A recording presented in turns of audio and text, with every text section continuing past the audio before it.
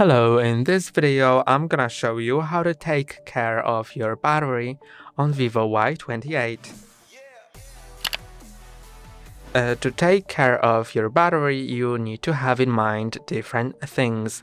The first one is to avoid too hot temperatures, so your phone shouldn't overheat, and when you're using your phone too excessively and it gets really hot, then if you have a chance to do it, you should try stopping using your phone for a moment until it cools down itself.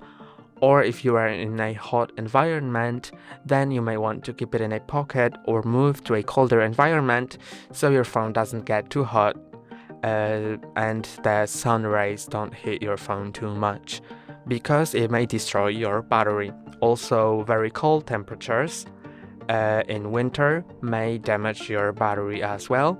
So you should also try to avoid using your phone outside in the winter. Of course, sometimes you need to, but not for too long. And try keeping it in a pocket or anywhere else so it doesn't get too hot, too cold. And also you should avoid overcharging your phone.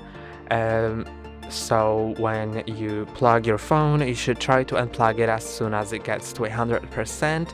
And if you want to keep your phone plugged in at sleep, so when you wake up it's charged, you can go to Settings and enable Optimized Charging. To do that, in Settings go to Battery, then in Battery go to Charging Settings, then Optimize Battery Charging, and now make sure that it's enabled. Your battery will optimize charging based on your habits. So for example, when you wake up at 7 a.m.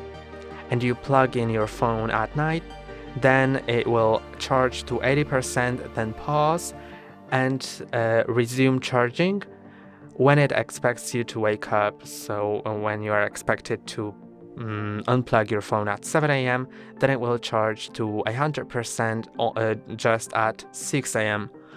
So your phone isn't plugged in at 100% for too long.